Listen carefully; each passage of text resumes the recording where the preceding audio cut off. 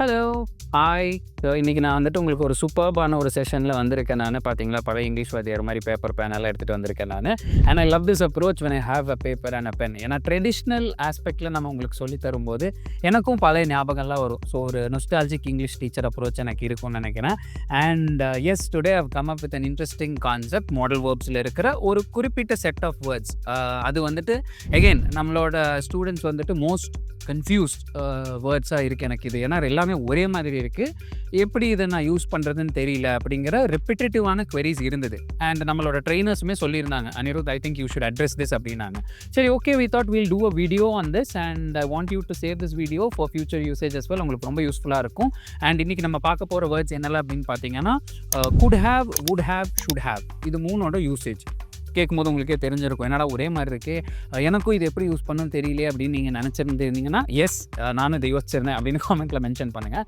And yes, today I explain you in detail இதோட perfect detailing with examples and எப்படியெல்லாம் இது வந்து meaning differ ஆகும். சின்ன டிஃப்ரென்ஸ் இந்த மீனிங் தான், அந்த நுவான்சஸ்னால ஒரு என்டையர் சென்டென்ஸே வந்துட்டு டிஃப்ரெண்ட்டாக டெலிவர் ஆகும். ஓகேங்களா? ஸோ அதை மைண்டில் வச்சுக்கோங்க. It's very important to understand this nuances and let's quickly get into the topic without further அடி. ஓகே, ஸோ என்ன அப்படின்னு பார்த்தீங்கன்னா, ஃபர்ஸ்ட் வந்து குட் ஹேவ். குட் ஹேவ் அப்படின்னா ஒரு விஷயத்தை நான் பண்ணியிருக்கலாம் அப்படின்னு நம்ம சொல்லும்போது யூஸ் பண்ணுற ஒரு யூசேஜ் தான் குட் ஹேவ். அப்போது வுட் ஹேவ், ஷுட் ஹேவ் என்ன அப்படின்னு உங்களுக்கு ஒரு டவுட் இருக்கும் இல்லைங்களா? ஏன்னா இல்லை ஒரே சிமிலராக இருக்கிற மாதிரி தான் இருக்குது, சின்ன டிஃப்ரென்ஸ் தான். இப்போது ஒரு விஷயத்தை நான் பண்ணியிருக்கலாம் அப்படின்னு சொல்லும்போது குட் ஹேவ் யூஸ் பண்ணுவோம். ஒரு விஷயம் நான் பண்ணியிருப்பேன், எனக்கு ஒரு ஆப்பர்ச்சுனிட்டி கிடச்சிருந்தா I would have done that, பண்ணியிருப்பேன் அப்படிங்கிற மாதிரி சொல்லும்போது தான் வுட் ஹேவ் வருது. ஓகேங்களா? ஃபஸ்ட்டு குட் ஹேவ் வந்து பண்ணியிருக்கலாம், வுட் ஹேவ் வந்து பண்ணியிருப்பேன், நான் செஞ்சுருப்பேன் அப்படிங்கிற ஒரு விஷயம் சொல்லும்போது. அதுவே ஷுட் ஹேவ் அப்படின்னா இது பண்ணியிருக்கணும், இது செஞ்சுருக்கணும், இது செய்திருக்கணும் அப்படின்னு சொல்கிறது. ஓகேங்களா? ஸோ குட் ஹேவ்னா செஞ்சுருக்கலாம், வுட் ஹேவ்னா செஞ்சுருப்பேன், இந்த விஷயம் நான் செஞ்சுருப்பேன் அப்படின்னு சொல்கிறது.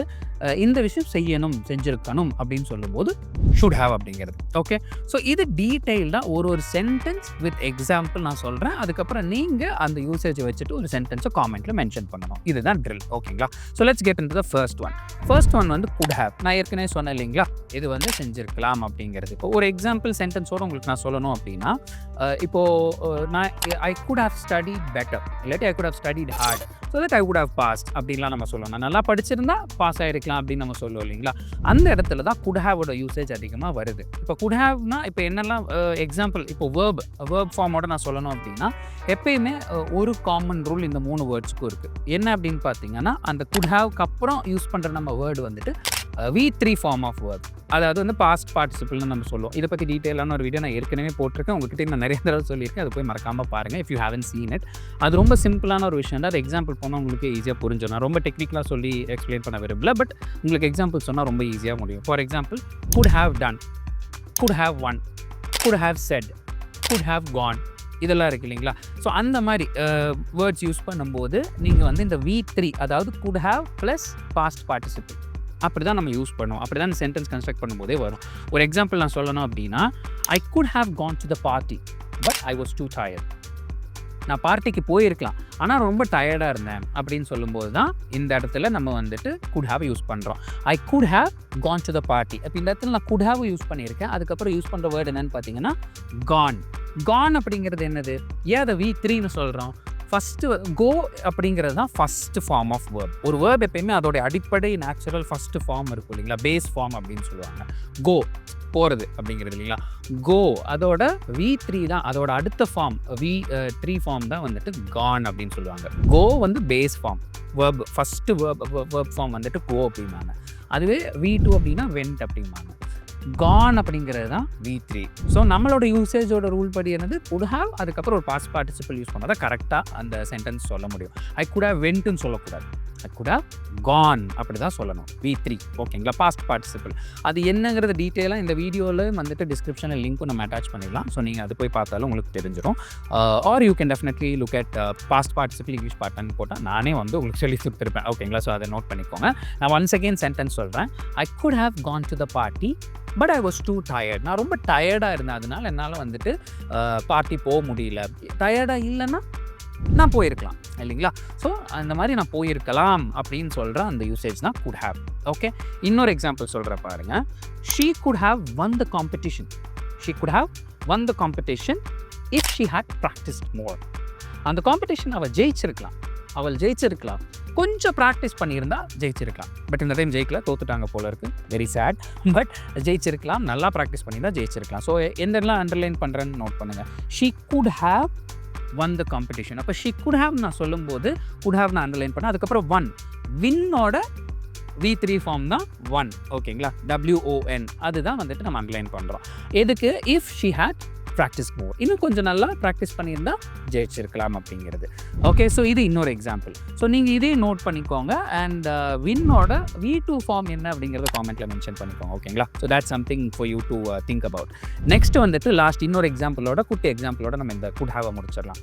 தே could have called you but they forgot. அவங்க ஒன்று கூப்பிட்ருக்கலாம், பட் ஆனால் கூப்பிடலை இல்லைங்களா, மறந்துட்டாங்க.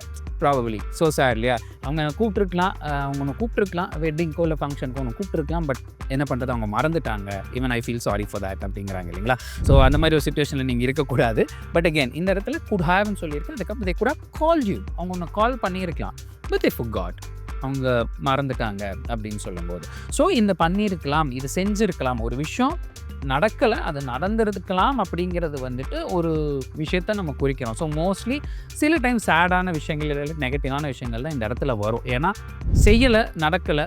ஸோ ப்ராபப்ளி அது ஒரு நெகட்டிவ் இம்பேக்ட் தான் ஆயிருக்கும் இல்லைங்களா அவங்களோட இன்சிடென்ட் பொறுத்த வரைக்கும்.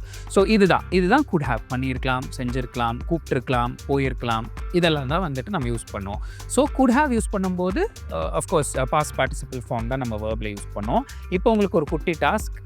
இந்த குட் ஹேவ் வச்சுட்டு நீங்கள் 2 சென்டென்ஸ், அட்லீஸ்ட் ஒரு சென்டென்ஸ் காமெண்ட்டில் இப்போவே மென்ஷன் பண்ணுங்கள். Let's get it to the next one. So next நம்ம பார்க்க போகிறது வந்துட்டு would have. So last time நம்ம பார்த்தது குட் ஹேவ், ஒரு விஷயத்தை நான் செஞ்சுருக்கலாம் இல்லாட்டி பண்ணியிருக்கலாம் அப்படின்னு நம்ம சொல்லுவோம் இல்லைங்களா. வுட் ஹேவ் அப்படிங்கிறது என்னென்னா, நான் பண்ணியிருப்பேன், நான் செஞ்சுருப்பேன் இந்த விஷயத்தை அப்படிங்கிறது. ஸோ லாஸ்ட் ஒன் வந்துட்டு ஒரு நெகட்டிவ் கொனோட்டேஷனில் வருது. பட் இது வந்துட்டு ஒரு பாசிபிலிட்டி, எனக்கு ஒரு ஆப்பர்ச்சுனிட்டி கிடச்சிது, எனக்கு ஒரு சான்ஸ் கிடச்சிது, ஒரு வாய்ப்பு கிடச்சிதுன்னா நான் அதை செஞ்சுருப்பேன் அப்படின்னு நம்ம சொல்லுவோம் இல்லைங்களா. அந்த ஒரு ஆங்கிள் இருந்து இதை நீங்கள் அப்ரோச் பண்ணி பாருங்கள், உங்களுக்கு இந்த சென்டென்சஸ் எல்லாம் புரிஞ்சிடும். நான் ஏற்கனவே சொன்ன மாதிரி வுட் ஹேவ் யூஸ் பண்ணும்போதும் V3 ஃபார்ம், அதாவது past participle form of verb தான் நம்ம யூஸ் பண்ணுவோம். ஓகே, அகெயின் ரொம்ப டெக்னிக்கலாக இல்லை, I will just continue with examples, அதிலே உங்களுக்கு புரிஞ்சிடும். ஸோ ஃபர்ஸ்ட் எக்ஸாம்பிள் பாருங்கள். And again before we get into the example, would ஹேவும் வந்துட்டு இந்த V3 ஃபார்மில் வந்துட்டு would have gone, would have done, would have said, இது எல்லாமே சேம் தான். ஓகேங்களா, எப்பயுமே V3 ஃபார்ம் தான் வரும். So let's get into the first example. So I would have attended the wedding if I was invited. அதாவது நான் wedding attend பண்ணியிருப்பேன், would have வந்துருச்சா. அடுத்தது பாருங்கள், இஃப் ஐ வாஸ் இன்வைட்டட். ஒருவேளை நான் என்னை இன்வைட் பண்ணியிருந்தாங்கன்னா நான் கண்டிப்பாக வெட்டிங் அட்டென்ட் பண்ணியிருப்பேன். அந்த இடத்துல அவங்களை இன்வைட் பண்ணலை. ஸோ அது ஒரு பாசிபிலிட்டி. எனக்கு இன்விடேஷன் வந்தது தான் நான் கண்டிப்பாக போயிருப்பேன். வராத இன்விடேஷனுக்கு நம்ம போக மாட்டோம் இல்லைங்களா, கூப்பிடாத ஃபங்க்ஷனுக்கு போக மாட்டோம் இல்லைங்களா, அந்த டைம் சொல்கிறது தான். ஸோ ஏன் வரல அப்படின்னா, I would have attended the wedding if I was invited. என்னை இன்வைட் பண்ணாதனால நான் அட்டென்ட் பண்ண முடியல. So as simple as that. ஓகேங்களா, ஸோ அப்படி தான் வந்துட்டு நம்ம அந்த சென்டென்ஸை யூஸ் பண்ணணும். ஸோ ஐ வுட் ஹேவ் அப்படிங்கிறது வந்துட்டு நான் அட்டென்ட் பண்ணியிருப்பேன், பட் என்னை கூப்பிடலை அப்படிங்கிறது தான். ஓகே, ஸோ இன்னொரு எக்ஸாம்பிள் பாருங்கள். She would have pass the exam if she had studied harder. Again இதுவும் தான், இது வந்து செஞ்சுருக்கலாம் அப்படிங்கிறத விட அவங்க பாஸ் பண்ணியிருக்க வாய்ப்பு இருக்குது. She would have pass the exam if she had studied harder. அவங்க வந்துட்டு கண்டிப்பாக பாஸ் பண்ணியிருக்கிறதுக்கு வாய்ப்பு அதிகமாக இருந்திருக்கும், கொஞ்சம் நல்லா படிச்சிருந்தா. அப்போ இந்த இடத்துல ஷீ வுட் ஹேவ் அதுக்கப்புறம் பாஸ்ட் அப்படிங்கிறது தான் கரெக்டான வேர்பு. எப்போ if she had studied harder. Okay, if she had studied harder. So அந்த இடத்துல வந்துட்டு இஃப் அப்படிங்கிற ஒரு விஷயம், ஒரு பாசிபிலிட்டி, ஹைப்போதெட்டிக்கல் தான் இல்லைங்களா. ஸோ அந்த இடத்துல வந்துட்டு அகெயின் ஒரு வுட் ஹேவ்ங்கிறது வந்துட்டு ஒரு ஹைப்போதெட்டிக்கல் சிச்சுவேஷனில் தான் நம்ம யூஸ் பண்ணுவோம். இதுதான் வந்துட்டு ஒரு சின்ன டிஃப்ரென்ஸ். நெகட்டிவ் பாசிட்டிவ்ங்கிறத விட இந்த இடத்துல ஒரு பாசிபிலிட்டி தான் அதிகமாக வருது. இப்போ இன்னொன்று பாருங்கள், I would have called you but my phone tight.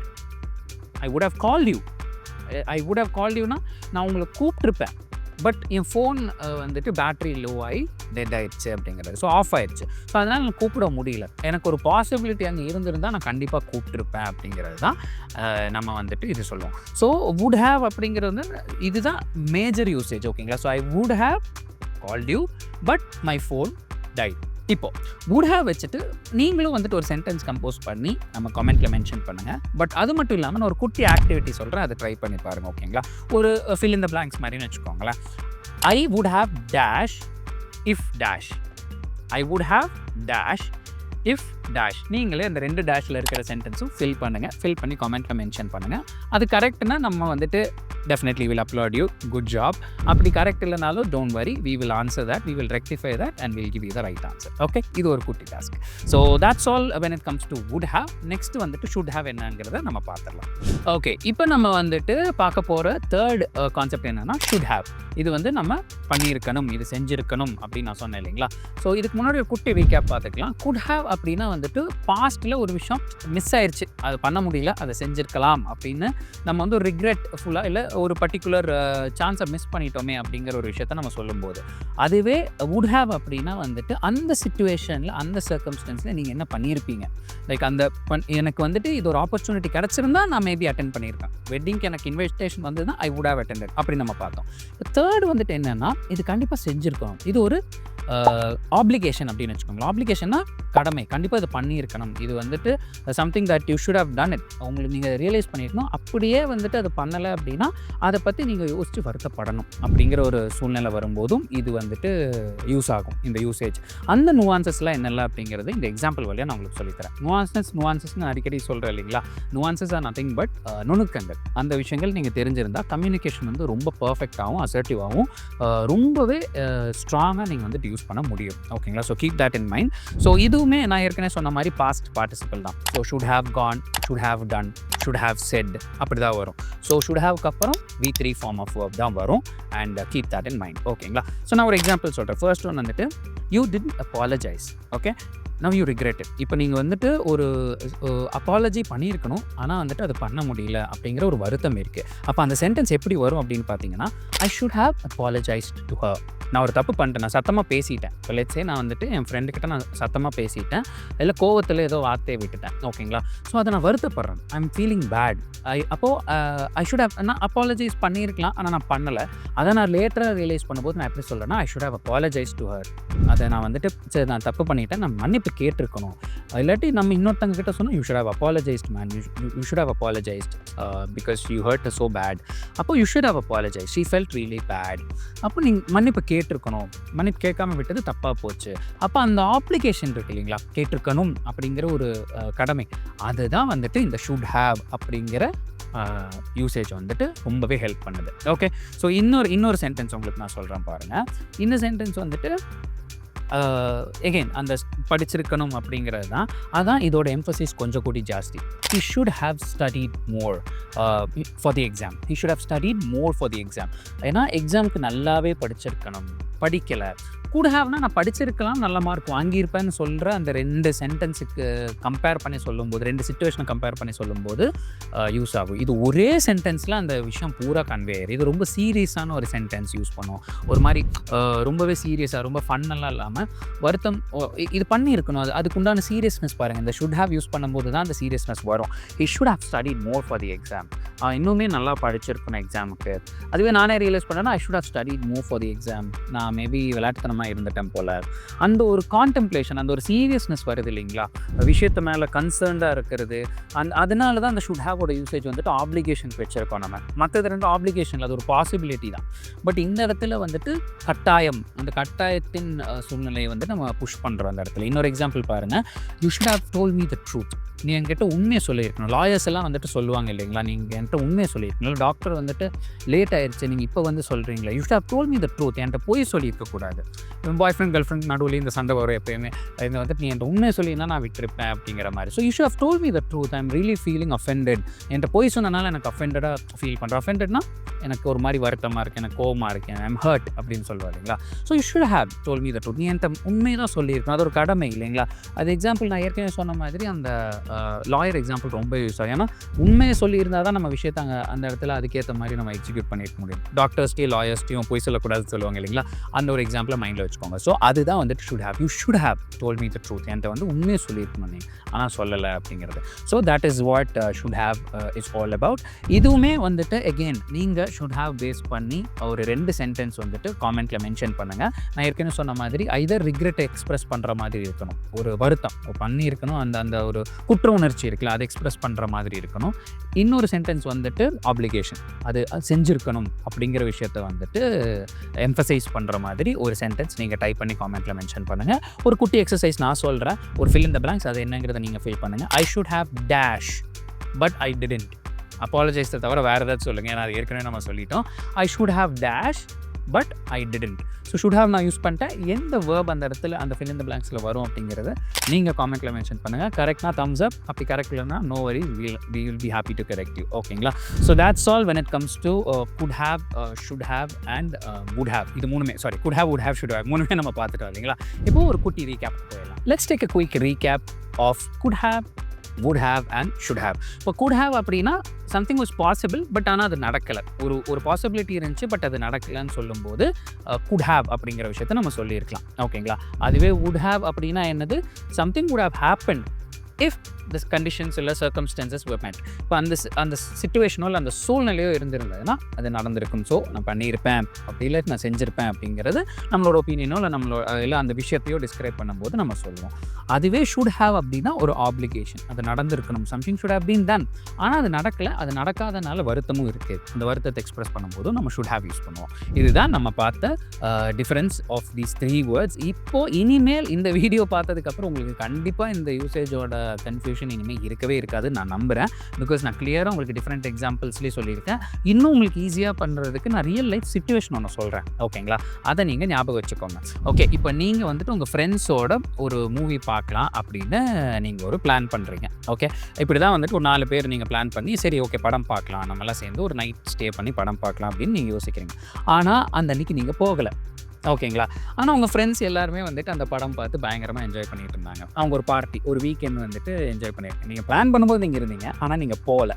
அப்போது போகாதனால நீங்கள் அந்த ஃபன்னை மிஸ் பண்ணிட்டீங்க. இதை நீங்கள் எப்படி சொல்லுவீங்க அப்படிங்கிறத சொல்லுங்கள் பார்க்கலாம். ஓகே, இப்போது இது நான் வந்துட்டு எப்படியெல்லாம் சொல்ல முடியுங்கிறத நான் உங்களுக்கு சென்டென்ஸில் சொல்கிறேன், நீங்கள் நோட் டவுன் பண்ணிக்கோங்க. I could have joined you but I was busy. I could have joined you. அப்போ இந்த இடத்துல என்ன நம்ம யூஸ் பண்ணியிருக்கோம், நான் ஜாயின் பண்ணியிருப்பேன் பட் நான் ஆனால் பண்ணலை, நான் பிஸியாக இருந்தேன். So I could have joined you but I was busy. இப்போ அடுத்த யூசேஜ் பாருங்கள். I would have joined if I knew you were going. I would have joined if I knew you were going. இப்போ அந்த 4 பேரில் எனக்கு வந்துட்டு let's say எனக்கு வந்துட்டு நவீன் அப்படிங்கிறவர் எனக்கு ஃப்ரெண்ட் அப்படின்னா, நவீன் நீ போகிறேன்னு தெரிஞ்சு தான் நானும் வந்திருப்பேன், ஆனால் நீ போகிறங்கிறது எனக்கு தெரியல, நான் நீயும் வரமாட்டேன்னு நினச்சிட்டேன் அப்படின்னு சொல்லுவோம் இல்லைங்களா? அந்த டைம் வந்துட்டு ஐ வுட் ஹேவ் அப்படிங்கிறத நம்ம யூஸ் பண்ணுவோம். I would have joined you if I knew you were coming. நீ வரேன்னு தெரிஞ்சு நானும் ஜாயின் பண்ணியிருப்பேன்ப்பா அப்படிங்கிறது இல்லைங்களா? ஸோ அந்த இடத்துல இது வுட் ஹேவ் நம்ம யூஸ் பண்ணுறோம். இப்போ லாஸ்ட் வந்துட்டு I should have joined you, I missed a lot of fun. சரி நான் வந்திருக்கலாம், நான் மிஸ் பண்ணிட்டேன், தேவையில்லாமல் மிஸ் பண்ணிட்டேன், எனக்கு இப்போ வருத்தமாக இருக்குது அப்படின்னு நம்ம சொல்கிறோம் இல்லையா? ஸோ அந்த இடத்துல I should have joined you, I miss a lot of fun அப்படின்னு நம்ம சொல்லுவோம் இல்லைங்களா? ஸோ அதுதான் வந்துட்டு இந்த யூசேஜோட எக்ஸாம்பிள். ஸோ இப்போ உங்களுக்கு வந்துட்டு ஏகப்பட்ட விஷயங்கள் இந்த could have, would have, should ஹேவ்ல உங்களுக்கு புரிஞ்சிருக்கும்னு நினைக்கிறேன். இதே மாதிரி நிறைய விஷயங்கள் உங்களுக்கு தெரியணும் அப்படின்னா feel free to comment. And நான் ஏற்கனவே சொன்ன மாதிரி அந்த எக்ஸசைஸ் ஆக்டிவிட்டீஸில் கமெண்ட்டில் மென்ஷன் பண்ணுங்கள். அப்போ தான் நாங்கள் வந்துட்டு உங்களுக்கு பார்த்துட்டு suppose if you are making any மிஸ்டேக்ஸ்னால் இந்த நெக்ஸ்ட் வீடியோ நான் வந்துட்டு உங்களுக்கு கரெக்டாக சொல்லித்தரேன்.